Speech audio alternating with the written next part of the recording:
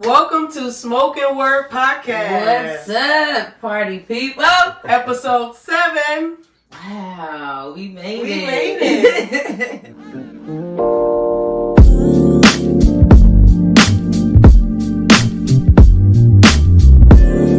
We're really rolling. We have like a fantastic, amazing guest today. So I think we're really picking up some momentum and keeping this going for you guys. Keep you interested. Yes, this is a very special guest to our left. What do we got? Representative. Yes. Dani, Isaacsohn. Welcome. Thank you. I'm very psyched to be here. Thanks for having me. I'm going to cue some claps like, yeah! Thank you so much for being here and clearing your busy schedule, like the life of a rep. Can you kind of tell us like who you are, like what's a day in your life, and how you really cleared your schedule for us today? This is the best part of my day so far.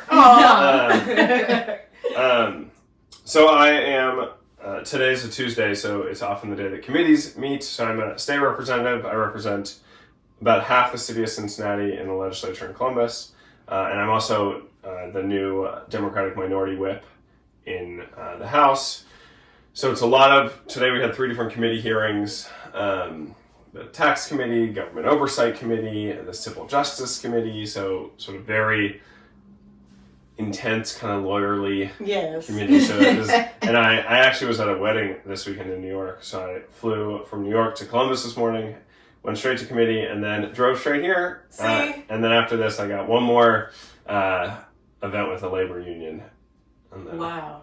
And then I can call it a day. Yeah, see, you worked this in there and talk about work-life balance. Like, you know, you're fitting in your personal engagements, you're getting work done. Yes. That's what it's about. And we're so glad again. So thank you. Thank you so much. So before we get going about a little bit in your background and how you got to where you are today, can you explain what the minority whip position entails for people who really don't know? I'll do my best. So there is, in every legislature, sort of the Democratic caucus and the Republican caucus. That's what all the members are called in that group. And in Ohio, the Republicans are in the majority. So their leadership of their caucus are the Speaker of the House Majority Leader. But then both caucuses have whips. And the whip's role is to really be in charge of preparing for votes. So getting a sense of where are we on the bills? How do people feel about them? You know, if there's a controversial bill coming up, my job is to know where is every Democrat on this bill. If it's a bill we really want to prioritize, and there's some who are skeptical or questionable about it, I have to, you know, figure out what are their doubts, what are their concerns, see if we can work through them. And that's sort of all interesting and I like. And then there's some attendance that I have to do. You know, I gotta take attendance. I gotta, you know, sometimes I gotta be like, no, you can't go to your daughter's dance recital. Oh my gosh. We need you for this very critical vote. So wow. that stuff's less fun. Yeah. But then really working with our members and our leader, the minority leader, on like, what are our priorities? So in terms of leadership, I'm the 3rd ranking Democrat in the Ohio House. That's sort of how it goes. So there's the minority leader, the assistant leader, the whip, and the assistant whip. Wow, that's amazing. Nice. In your first year. Right. You just got pretty awesome. You just took on that role recently. Yeah, 2 months ago. Nice. Oh wow. Nice. That's pretty amazing. I love that. So far so good. So that's why you say, hey, I'll tell you what I can. Trial and error. Yeah. So, obviously, we all went to Walnut Hills, the best school ever, right? Walnut Hills High School. WHP. Fellow Eagle in the house. So, tell us basically what'd you do after high school? Bring us up to date. I just want to, first of all, echo what you said. It really is the best. I know it's annoying and Walnut. Right. I know. If you just don't get it, you just don't get it. We're not trying to be like that, but it's just like that. Yeah. The truth hurts. And I actually found that, like, in so many ways, even who I am today was more shaped by Walnut Hills than almost any other educational experience. That's so true. Agreed. I would agree with that as well. But after that, I was in D.C. for college, did a grad school for a year abroad in England, and then came back, worked on the Obama campaign here in 2012, caught the bug, loved campaigns, liked organizing, so was in Texas for a couple of years doing that work, voter registration, voter turnout work. went to law school, and then came back to Cincinnati after the 2016 presidential race. I was working on the losing side of that cycle. Mm-hmm. And moved back, started a small business doing community engagement and grassroots organizing work, Cohear. And that's the work that sort of eventually led me to want to run for the State House. Wow. So yeah, tell us a little bit more about Cohear. I know it's like really grassroots. Like, how did you come up with that? And what exactly do you guys do? Do you really sit people down, get them at the table with who they really need to speak with to make those decisions? Or tell us a little bit about that. So I was organizing in a lot in South Texas and some other parts of the state. Some of the sort of hardest hit, poorest parts of the country. And I'd go and I'd be like, hey, you want to register to vote? I got the clipboard right here. I'll turn it in for you. And sometimes people would say yes, but a lot of times they'd be like, nah, I'm good. Right. What's the point? And, I would always sort of meet them where they were and say, well, what is making you feel that way, right? Because we're not going to solve any of our big problems if we have such a sense of apathy or frustration with the system. Right. And so people would say, sometimes they would say things happening in DC or in Texas and Austin or in Ohio and Columbus, but usually people would say something about, well, the hospital's been in this community for 50 years and they just decided to move to the suburbs, or the police don't come often enough when we call, or the police come too often, or the school isn't doing anything about my kid getting bullied, right? Or the transit authority, the bus doesn't run enough. Real life stuff. Like, I hate to say it like that, but totally. And when you actually dig deep on those issues, you realize that the people making the decisions are often not elected officials. Right, the superintendent, the police chief, the transit CEO, the hospital CEO, none of those people are elected. Right. And so I discovered that there's actually a gap between them and the communities they're serving, that there is no culture of really deeply, not just engaging with, we call them the everyday experts, people who have the expertise of lived experience, but actually looking to them for ideas. Right? Who's going to have a good idea on what to do about bullying in schools? Kids who get bullied in school. Right. But that's not the culture of solving those problems. You don't go to the everyday experts. Right? You hire consultants or you read the academic papers or whatever, but you don't actually ask the seniors who are stopping to ride the bus what would stem the decline in bus ridership. Right? And Procter & Gamble, when they're developing Tide, right, they're not going to develop new stuff without talking to customers, talking to people who do laundry. Right. Tide didn't come up with a Tide Pod. Right. Someone who was like, that sticky cup is so annoying. I wish I could throw something in. Right. And it was Tide's job to be like, good idea. Right. Yeah. So the way I sometimes... simple, but... So sometimes the way I think people explain Cohear is like, we are helping on the government or public sector side, people find what is the Tide Pod of improving access to healthcare or improving the bus system or public education. What are those ideas? It's genius and needed and well needed. Yes. It's the market research of, community or life, if you will. And I should say, I don't run Cohear anymore. Nia Bauke is the new CEO. She took over almost 2 years ago. And she's doing an incredible job. So I love the work and loved it for the time I was doing it. But now Nia's at the helm. Wow. Okay, cool. Okay, great. Thank you. I think I met her before. Yeah. Yeah, through Gabby. Yeah. Cool. All right. So, you guys know every episode we have a word of the day. So we were, really, really scraping our brains today or this week and the upcoming weeks to discuss what can we do with Dani, Because we were really trying to get super intellect, I'm just glad, I don't want to ruin it. We were thinking okay, what about the 14th Amendment where it says right. We were looking up the Constitution. Declaration. That would have been, if you came in with the Constitution, it would have been. Next time. He was I don't have time for this. I got to get to another committee meeting. Get off it. But we try not to take ourselves so seriously. Yeah. So we hope everybody else feels the same way. Yeah. Make it a little more So, I think I announced the one last episode. Oh, yeah. So, we'll let CJ. Yeah, so essentially, I was thinking about Dani and his social media, and, He's very calm right now, but he's a fiery young guy here. He really gets people together. So get some people going. We were just talking, and I was like thinking about some videos and things I've seen in different panels and sessions you've been in, and I just instantly thought of a few good men. Tom Cruise's character and the court scene where Jack Nicholson tells him that you can't handle the truth. And I was saying it with more gumption. I'm sorry, you can't handle the truth.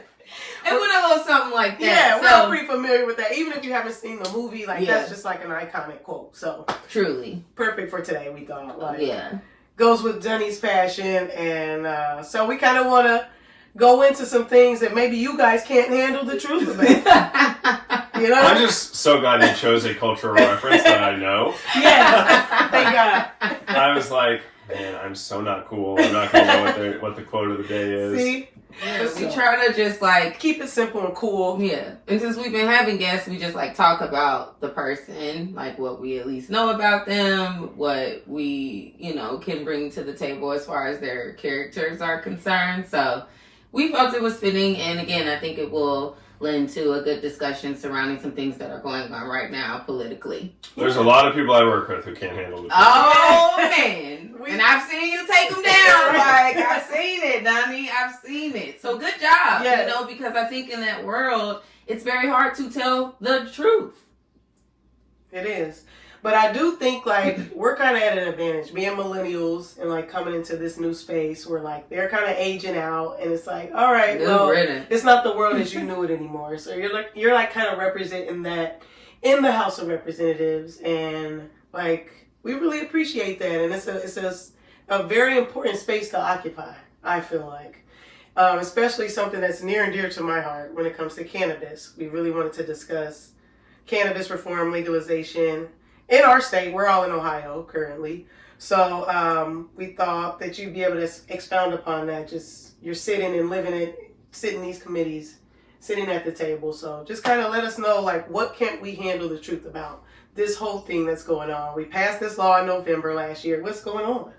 Well, it's interesting that I never thought about this, that you talk about the role millennials are playing. But when I think about so many of the people who are very actively involved in shaping the legislation for the better, it tends to be some of the millennials on both sides of the aisle. Yeah. But particularly on the Democratic side, in Northeast Ohio, Representatives Brent and Sweeney have been really involved. Representative Weinstein in Columbus, the assistant minority leader, Dontavious Jarrells, is really involved. All of us are sort of in that generation. Yeah. And I think it's because, we kind of see things a little differently. For sure. We have a unique perspective. We have the analog side of us and the digital side. And it's kind of combined to create this super millennial. We straddle the fence a little bit. Yeah. But there are a lot of people in the legislature who came up in the war on drugs and marijuana is a gateway drug and all of that. Yeah. And so it has been hard for them to sort of adjust. Yeah. Mm-hmm. Right? A lot of people are in an interesting situation because they feel a certain way. But issue 2, when it passed last year, did not pass along partisan lines. Right? The people who voted for it, first of all, it passed with 57% of the vote. No party in Ohio has 57%. Right? So it was and it passed in a lot of rural Republican areas. Wow. So you have these representatives who maybe they themselves culturally feel a little weird, but their voters voted overwhelmingly for issue 2 to legalize cannabis. So now they're in a situation where, they have to figure out how do they sort of try and push back because they're uncomfortable? Do they respect the will of the voters? What does it mean to respect the will of the voters? Is it to let issue 2 lie and be the law of the land? Is it to try and amend it? So where we're at now is the Ohio Senate, very quickly after issue 2 passed, put forward and passed a bill that would make serious changes to the law that passed. Limiting home grow, limiting some of the THC levels in ways that it's not so much about what the level is, it's just it was done in a way that the industry can't respond. So that's just not, it's like having, It's it's just like if you had alcohol only at 27 proof. It's like they don't make alcohol at 20, there's a whole industry, you don't make alcohol at that proof, right? You can't just arbitrarily choose a percentage. There's, right. There's science. So the Senate bill was really problematic and, frankly, flies in the face of what voters passed. And the Senate, I think, feels comfortable doing that because they are so unrepresentative. So most people don't know this, but there's 33 senators in Ohio. They represent, almost 12 million people. And Ohio's probably, it is a little bit Republican, right? It's probably 54%, maybe 55% in a big year Republican and 47% Democratic. In the Senate, out of 33 senators, 7 are Democrats. Wow. Ohio is not a 26-7 Republican Democrat state. Right. It's incredibly unrepresentative. And it's because of gerrymandering in their districts, so they feel a lot more empowered to just do whatever they want. Right. So they put forward their bill, and in the House, which is it's still very gerrymandered, but it is a more representative body, we've acted a lot slower, and there's sort of 2 competing schools of thought. One is, Issue 2 is pretty good. It's a pretty good law. It's what the people voted for. It is currently the law, right? It became law after Issue 2 passed. So let's just let the rulemaking process happen and set up some regulations, and Issue 2 will be the law. Simple. The other school of thought, which I'm in, is that there are some improvements we can make. Okay. Issue 2 was written primarily by some of the bigger players in the space. And that leaves out some of the smaller, more... Like MSOs and stuff? More minority-owned, more women-owned, usually processors or sort of people involved. Mm-hmm. And if we don't do anything to the bill, people who know way more about this issue than I do have said it could squeeze some of those smaller players out, which is not what we don't want to market with just the big players in it. And a lot of states have done this, right? We have examples from so many other places in the country. So we don't have to reinvent the wheel. We should just use the best practices. So it's not the end of the world if Issue 2 stays the law and the rulemaking process goes through. But we are working to improve some things. In particular, I am very focused on making automatic expungement part of the bill. Yeah. Because that was not part of Issue 2. And it's just outrageous that people are being held back in their lives for having a minor misdemeanor or having smoked a joint or, with 15 years ago, and they still can't, they're struggling to get a job or find a place to rent, and there's tens of thousands, if not more, people across Ohio who should just not have this be a part of their life anymore.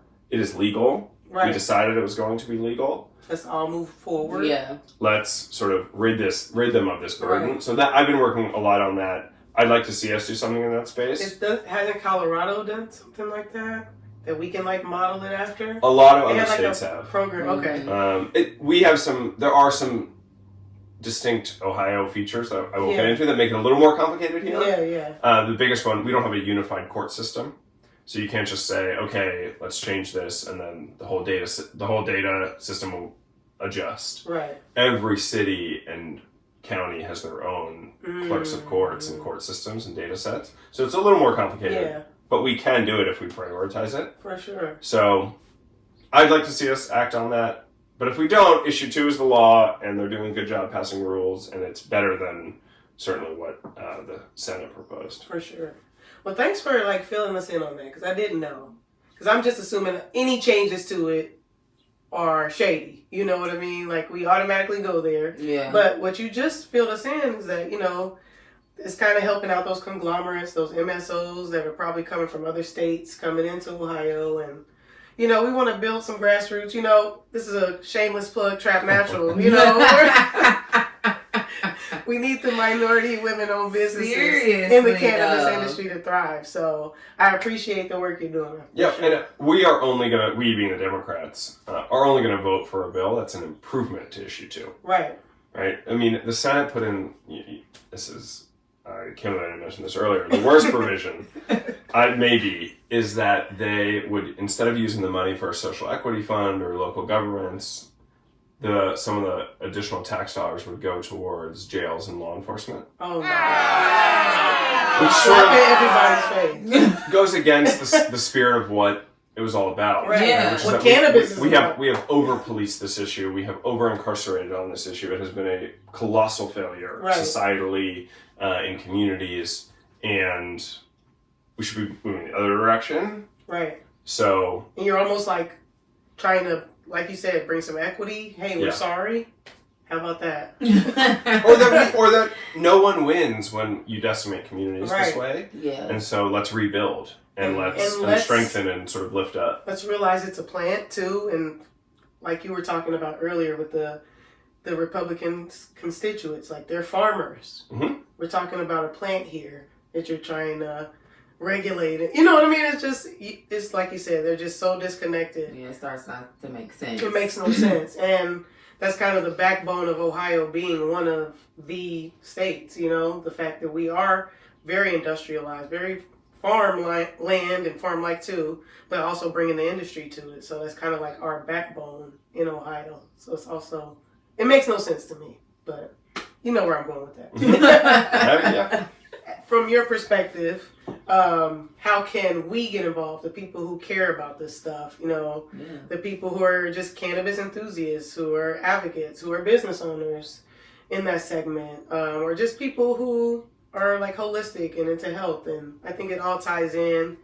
You know, I'm not gonna, this could be another episode, but bringing in the pharmaceutical companies would have to have this, you know, brings them into the play too. So, you know, let's talk about how we all can get involved and make some changes and do some things.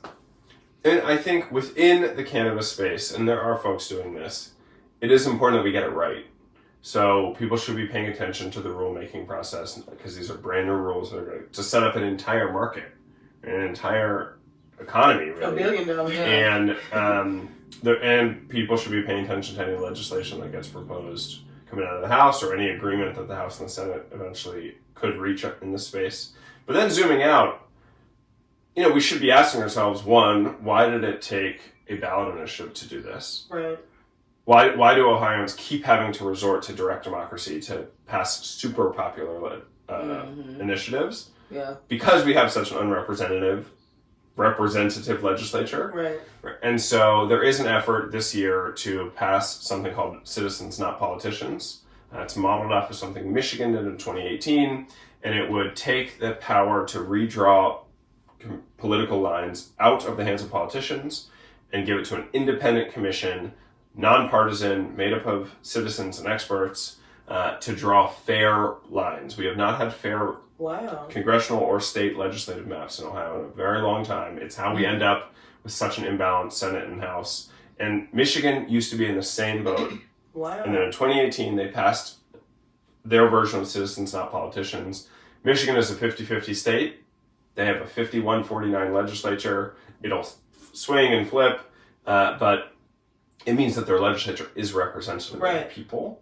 And they've been able to invest in public education. They've been able to invest in workers' rights and LGBTQ rights for the first time in a long time. Wow. I did not know Because that. they finally have a representative legislature. And we have proof that it's been working for about 6 years. And it's like, and you know, this plays a little better in Columbus than in Cincinnati, but if Michigan can do it, so can we. Right. You know? Agreed. Right. So, we all went so to college in Ohio. So people should get involved in Citizens Not Politicians. It is the most important thing for the future of Ohio that we've seen in a really long time. That sounds amazing. It does. Yeah. I can see that working. We all just got to get on it. Last thing on this. Yes. The other thing that sets us apart, not just from Michigan, but from Wisconsin and Pennsylvania too, is our voter turnout and voter registration rates, particularly among young people. So 10 years ago, we were all kind of the same.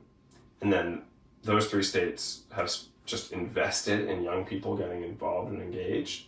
And so 2 years ago in 2022 Senate races, we had in Ohio pretty stagnant youth engagement. So we were at 22% turnout of a much smaller group because we have lower voter registration numbers. Michigan, Pennsylvania, Wisconsin, their young people were voting at closer to 37, 38%. Wow. So that's a 15% difference in turnout of a bigger percentage of people registered to vote. Right. So it is future of the state in a lot of ways depends on people under the age of 35 registering to vote and choosing to turn out and vote. And so that's where I put a lot of my energy these days. I was at Walnut Hills High School graduation rehearsal a couple weeks ago because I went to as many of the high school graduation rehearsals as I could, and I just went around with clipboards and I registered them to vote. Oh, wow. Registered 75 Walnut kids that morning. Wow. Before they graduated. That's amazing. That is good for you. And I know that feels good too as an 18-year-old. Like, I just registered to vote today. I'm graduating. Like, you know, that's amazing. I had to go back for the... God, us Walnut people really are so annoying. But I did have to go back to my car to get more forms because so many people wanted to register. See, that's amazing. That's very, very much indicative of Walnut. You know, literally, you like, said it. Yeah, reaping the fruit, like there in the moment. I love that. I want to start being more, engaged in Walnut like now, and even alum and all that. So I'm working on that. Yeah. For sure. Even just the business connects and all. I know you know. You're a politician, you know. Yeah. Man. You gotta learn to use that alumni network. So I'm the question person. I ask the deep part question. So I can't let this interview end without asking one thing that I've been thinking this entire time. It's out of a twofold question. What do you feel is your biggest challenge since you've been in the House? And two, what have you feel has been the most rewarding thing you've learned about yourself since you've been elected? Great question. Really good questions. I was about to be like, I'm a pescatarian.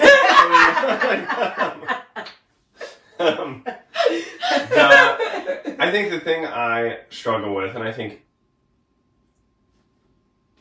really sort of anyone in elected office who's trying to be thoughtful and intentional will struggle with this, is like, how do I balance speaking truth to power, to people who can't handle the truth and advocating for what I believe in, with the fact that I actually, they're in charge. Yeah. Or the Republicans are in charge. And I can't do anything without them. And so if I want to serve the people who live in my district who need, frankly, a lot of help, right, and need better laws and need help paying their, seniors paying their taxes and staying in their houses. Our schools need better investment.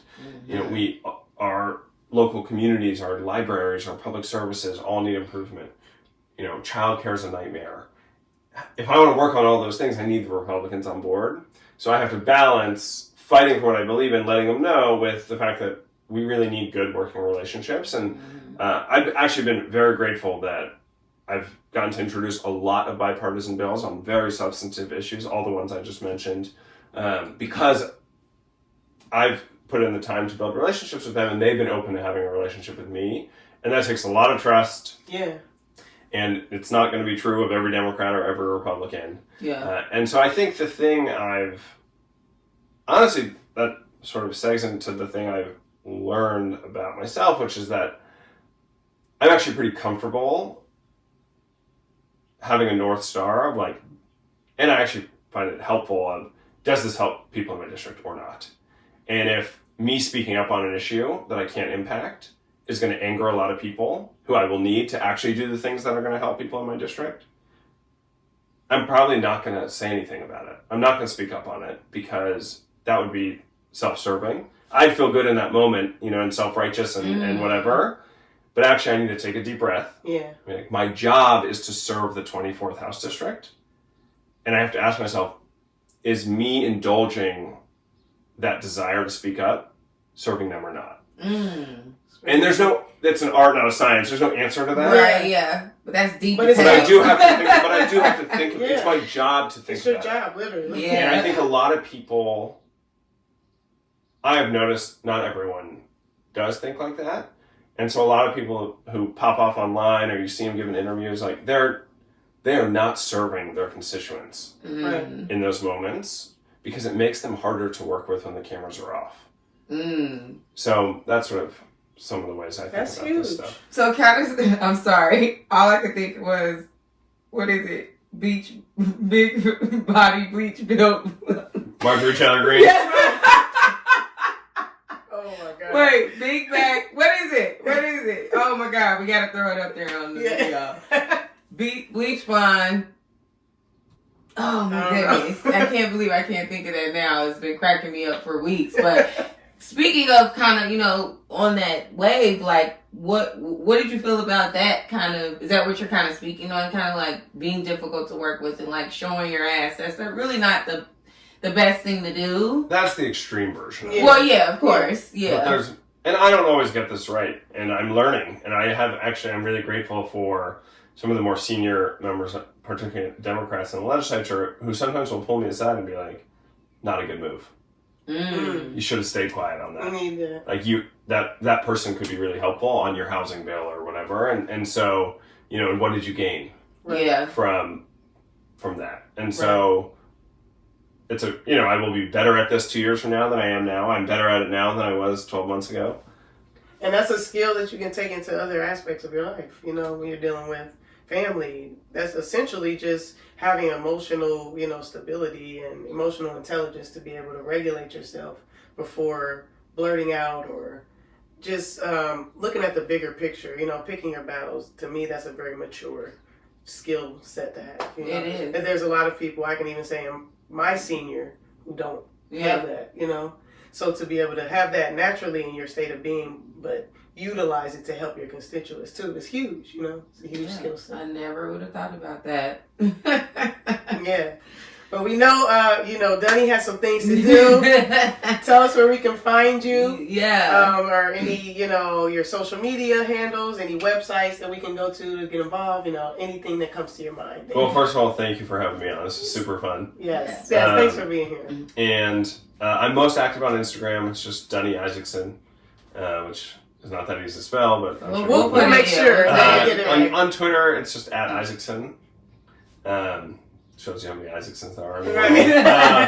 And then I'm trying to get into TikTok while I still can. Yeah. But while you're still cool and young. But before they ban it. Sure. I'm working on it. But mostly Instagram is the best. Yeah. All right, cool. We'll make sure everyone, you get his handles and everything so you can stay up to date on what's going on. Yeah. And we'll make sure you got all the information we discussed today in the description box too. Sure. So again, thank you so much. And good luck to you and all your future endeavors. I'm a constituent. I'm in your we are on your team. I'm in Westwood, so I know I'm in your district. So I'm rooting for you. I'm voting for you. Register your neighbors to vote. Yes. Okay, I can do that. For you, I do that. And register your friends and neighbors to vote. Yes. If we don't participate, it's not that there will be no one in power. It's that we are ceding power to the people who already have it.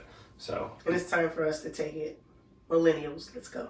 We're here to save the world. Yes. Catch y'all next time. Thank you. Peace out.